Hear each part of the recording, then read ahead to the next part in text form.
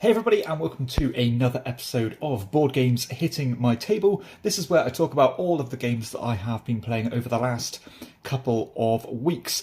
Now before we get started on quite a wide variety of games here, we've got some Euros, some old favourites, some new fillers and everything in between. But before I talk about them, I want to give a shout out to KIENDA.co.uk, who are my go-to online retailer. And if you use the link in the show notes or the QR code, then you can get 5% off your first order. But let's start with the game that has seen the longest absence before getting back to the table. This is Navad Door by Mac Gerdts. Now this is a game that really does live in the shadow of Mac Gerdts' most famous and successful game, Concordia, and it does have quite a lot of similarities with Concordia, especially when it comes to the scoring, where you are basically creating your own scoring criteria yourself as the game progresses. You're exploring the map here, collecting these tokens, which is going to be one of your endgame multipliers, building factories, kind of shipyards, colonising some places, building lots of different things basically. And essentially it's a somewhat of an economic game where you are going to be trying to get money, convert that money to more buildings to make yourself more efficient, and all that stuff. The game has quite an interesting pacing where at certain checkpoints in the game, the whole economy is turned on its head as everything is made more expensive, meaning that the infrastructure you build earlier in the game can really help you because it makes building things a lot cheaper. Now, I try to approach this particular game with that in mind. I'm trying to build up a kind of an infrastructure of ships and these churches which let you create ships for cheaper, as well as these kind of helpers for cheaper, which can help you build more buildings and also gets them more multipliers. But sadly that didn't pay off too well because one of my opponents in particular really did rush to get a lot of these colonies done, and were just making an absolute killing when it came to the market part of the game, and just were really flush in cash. Whereas my infrastructure was quite good, my cash flow was not good at all, and that cost me quite dearly in the end. It was quite close, a lot closer than we thought it was going to be, but that did, that was helped by the fact that me and my other opponent were somewhat working together to try and bash the leader. But this is an excellent game. Again, I think I can kind of understand why this does live in Concordia's shadow, because I think Concordia is a bit smoother. I think it's a bit more replayable than this one, but I like this one nonetheless, and it's definitely a top tier Euro game for me. But since this most recent play, I am kind of considering, do I warrant owning both of them, because I'm always looking to trim down my collection. But still, lovely to get back to the table after I think 2 or 3 years from hitting the table. Next up, we have a brand new game with Haviland. So this one recently topped my ranking video of the most recent games that I've played. I believe this is Knizia's most recent design, and it is in the vein of his kind of route building or tile token placement style games, where you are scoring points in different ways, and by populating this triangular board and trying to get onto different terrains and things, blocking each other, connecting to these pagodas or these pavilions on the corner, as well as trying to score through these variable objectives. I did play a 2-player game, which is a bit looser than a 3-player game because you only have a few kind of neutral player blockers on the board, but it does still scale very well, and it was quite an interesting game we had here because we were somewhat trying to block each other. The goal, the objectives we had were all about creating the bigger fleets and trying to dominate the road. I had the biggest fleet. My opponents really did dominate that road, which stopped me scoring one of the scoring criteria as much as I could have. But it's just an absolute joy to play this one. I have got a full review on it, and it is going from strength to strength. So definitely flying under the radar, but I think this is going to be a slow burner as people will start to realise what a gem this one is. On to some fillers now. So another 2023 game with Nar. I played a 2-player game of this one, and boy, it's so quick at 2 players. I think I just about pulled the win out here by trying to go for the contract cards, by cashing in your cards here and getting these these contracts to get bonuses and things. But if you don't know what this game is, it's a very sharp little engine building style game as you're building up these cards keep on getting them compounding benefits each time you play them, and then hopefully trying to cash those cards in to get these contract cards as well as other things. Again, I have got a full review of this one, and I think this is this is just an excellent filler game, kind of a filler plus game really, because it feels like there's a lot of game in the box here. I don't think I'm terribly good at it, but I still enjoy it nonetheless. That is Na. And staying on that theme with a newer filler game, I have 5 Towers here. I have recently recorded a review of this one, so hopefully I will release that fairly soon. This one is a kind of an auction style game, or bidding game, as you're bidding for these cards that are randomly put in the centre of the table. And you can choose how many you want to take and add to one of those, or add to each of those 5 different tower types. However, the cards are numbered and you have to decrease the number as you go up. There are a few exceptions to that, but that is generally the rule. And I like the way that you can go for different approaches here. Do you want to take that big gamble and start to create huge gaps and hopefully get this final piece on the tower to double the points on that tower, and so on. I had a very successful game of this actually. Things just kind of fell at my feet, and it worked out. But this is a really nice one if you like those small box filler games. Onto an older 2-player filler game now with Pinata. So this is a kind of a game from yesteryear. I remember this one being somewhat in the limelight when I first got into the hobby. This is a game that has kind of faded into obscurity. It's a tug of war style game as you are managing this hand of cards, playing them against these 4 different zones, I suppose, and those zones are numbered from 1 to 4. And that's going to show how many cards you need to play on that side. And if it's red, you have to have the lowest total. If it's blue, you want to have the highest total. And you are also restricted by the candies that are randomly distributed onto those tiles. So if there's 2 blues and a red card there, you need to play, or you need to have 2 blues and a red card in terms of matching those candies, if that makes sense. So it is quite restrictive, but the twist on this one is that once you finish playing the cards on your side, you can start trying to sabotage your opponent's side by making it worse for them. And it creates some quite tense dynamics here. Now, this is one of the closest, and in fact, it was by far the closest game of Pinata that I have played, because it came down to the last scoring criteria, and there was 1 candy in it difference, because the goal of this one is to collect the candy and cash it into complete these contracts, essentially. And it's the first to get to 3 contracts. And we got 2 each, and it came down to the last one. Now, when I've played this game for the first few times, I've definitely seen its merits, but I've not been entirely sold on it because I had a few kind of clunkiness issues with it when it came to having hands in or cards in your hand that were kind of useless, and so on as the game develops. But the more I play it, the more I'm starting to sway in favour of it, because I actually think it's quite novel and a clever little game, despite having some fierce competition in that 2-player tug of war genre. So if you don't know this one and you are kind of on the fence with it, check it out, because it is actually quite a clever little game. I have played a ton of Medich, the dice game, another game that featured on my most recent ranking video.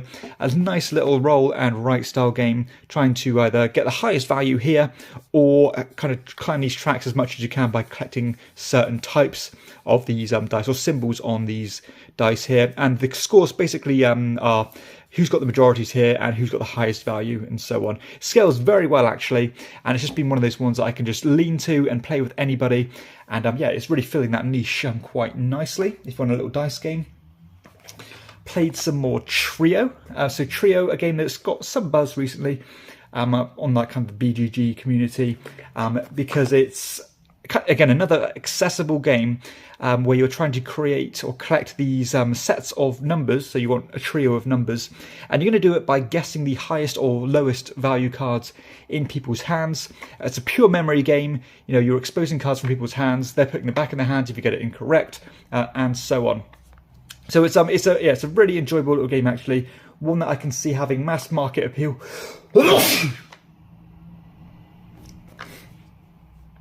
I've also been playing some more Trio. So Trio is a kind of a pure memory style game, really. And you're basically trying to create these or collect these trios of the same number type by exposing the lowest and highest cards in people's hands and try to remember what they are. When you get a kind of 3 of the same type, that'll be locked in for your scoring, and it's the first to collect 3 different trios. yeah, just that's pretty much what the game entails. It's ultra light, again, it can be played by anybody, but it is good fun. And that is Tria. Another real go-to game recently is Spicy. So I think I just played this one to end a games night, just as a little 10-minute filler. And this is kind of an all or nothing style game. There's normally like a runaway winner because someone will take a wild guess, it'll go wrong, and then one of it will all correct, and then somebody will get a whole bunch of points. And this one was actually the closest game of Spice that I've ever had, because I think there was only like 1 or 2 points in it at the end, which isn't normally the case. But if you like kind of pure bluffing style games where you'll just consistently lie from start to finish in this game, then this is a fantastic one. You know, I've had hits and I've had misses in that genre, and this is just an undeniable hit. So that is Spicy. Another newer one here, we have Triggs. Triggs is a kind of a hand management game that does feel like a roll or flip and right as you're trying to tick off all these numbers. If you tick off all of a row by cashing in these cards, and you can combine them together, then you will get a bonus tick off, and you can kind of combine them together and get lots of things ticked off at once. Better than it sounds, and better than it ought to be, I suppose. But again, if you like these little gap fillers, small box space, you know, small shelf space in these tiny little boxes, very affordable, then this is a good one. I think it's going to be a hit or miss for some people. I like it, but I can see why some people might think it's pure luck, or yeah, it's too luck dependent on the card draw. Let's go back to some bigger games now then. So I played a 3-player game of Kinra. So it's been some time since I've played Kinra, but this is a fantastic dice drafting Euro. Lovely aesthetic to it, as you can see here. And I love some of the mechanisms here, as when you draft these different dice, that'll give you basically a priority order to take these cards, which will let you build up a bit of a tableau or an engine and give you quite cool benefits. But they'll also let you climb the respective tracks. In fact, they'll give you bonuses based on the tracks that you've got. So you've got 2 types of currency, you've got victory points, and you also have movement around this board here where you can get all these different bonuses. Now the game is, you know, again, mechanically it's as sound as can be. Now this most recent play, I have noticed a few little things that I wasn't too satisfied with. That there was some extremely swingy endgame bonuses, and some of these locations that came out on the map, it seemed like it was a bit of a necessity to get them, which I thought was a bit of a shame. Because, you know, sometimes you'll get a point or two here or there for some actions, and if you do something you might get like 24 points or something. So it does seem like, you know, there are some things that you are tunnel visioned, or you're pigeonholed and you're forced to do, which I normally don't like in Euro games. And it's kind of the first time I've seen the chink in the armour of this game, really. So I like it. In fact, I like it a lot. It's always done very well on my top 100 because it is so, yeah, mechanically clean, it's elegant, it's actually pretty quick. It only takes around 75 minutes to play. There's some good card combinations, some good turn angst, some good player interaction when it comes to your initiative order and stuff. But I think, you know, because my friend has a copy, I think I might be willing to part with mine to create some shelf space, because although I still think the game is fantastic, it's not amongst my absolute favourites anymore. And yeah, normally when it's on a downward trend, it's normally a sign for me to move on, despite me obviously liking it a lot. So that is Kinra. On to the last few now then. So we played a 2-player game of War Chest. So War Chest won my best News Me game of 2023, and up to this point I've had a flawless record with this game. So I'd not lost a game until this most recent play, and boy oh boy was this a frustrating game that I had. So basically I really built my strategy around one of the cavalry units, because they can move and attack, which is quite a powerful thing in this game. So I lined up some attacks, and then I just would not draw those tokens from my bag. So my opponent were just going around mopping up all the different locations, as I was assuming that I was going to draw one soon. And I think I went 3 rounds without drawing a single one of these, which is my fault because I was stocking up my bag too much. But still, that mixed with the bad luck of not drawing the exact unit that I wanted really did cost me in the end. But always good to be humbled sometimes. So this game is just absolutely exquisite. I am on the fence of picking up the second expansion, the Siege one. So if you're familiar with this game, please do let me know your thoughts on the Siege expansion. and if it makes the game better or if it's worth having. I have got the nobility one already, which I love, but is that siege one worth getting, or does it change the game too much? But the game is unbelievably good. You know, it's a 9 out of 10 for me. That's how good I think of, how much I think of War Chest. On to the last couple now then. So we played a 3-player game of Forest Shuffle. Got another very close game. I think only about 20 points in it at the end between the last place and the first place. Pure set collection and pure hand management. I think I went for a... there's one type of tree that gets you a bunch of points for collecting loads of the same type. I got almost all of those with one of these cards that acts as another type of tree. And then I think I tried to focus on the bats, which is a different strategy that I normally go for. And there was a good squabble over the... There's like one type of card in this game where if you combine it with a deer, then you get like 10 points for each card you have. There's not very many of them in the deck, but they were all fighting for them, which has kind of helped balance out those particularly powerful cards. But this is, again, one of my favourite games of 2023. I think it is amazing. I've kind of, I've fallen in love with it, and it's gone straight into my collection. I think it's almost like a kind of an instant classic. I think it's that good. I play a lot of set collection games, and this is amongst the best of them. So that is Forest Shuffle. And the final game here, another kind of a recent favourite of mine, is Caesar's Empire. This one, I think we played a 3-player game. Feels like a bigger game than it is. It only takes around 20 minutes to play as you're just smashing these pieces down, covering the board here, collecting tokens of different types, and tracing your route back to Rome and scoring a point for every one of your units, and your opponent's units are going to score points based on that route as well. So you need to be quite careful about how you plan them. I love with this game, because it is so simple and pure, the more you play it, especially with the same people, the game actually gets better and richer, because you find yourself avoiding some pitfalls that you might have done earlier in your kind of experience with the game. So, you know, you kind of less often allow people to create huge chains, and sometimes you're willing to give people a few more points than you do to stop them from scoring again and again and again.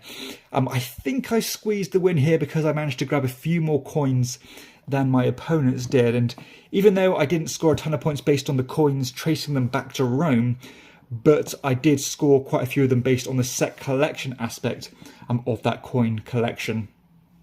Still a very close game though, and this one I think it is phenomenal.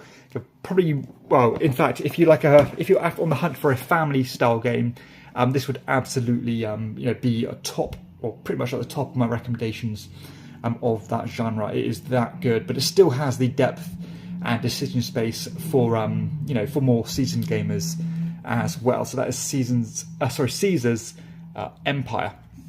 So that's all the games that I have played here. So hopefully something has caught your attention that you didn't quite know about.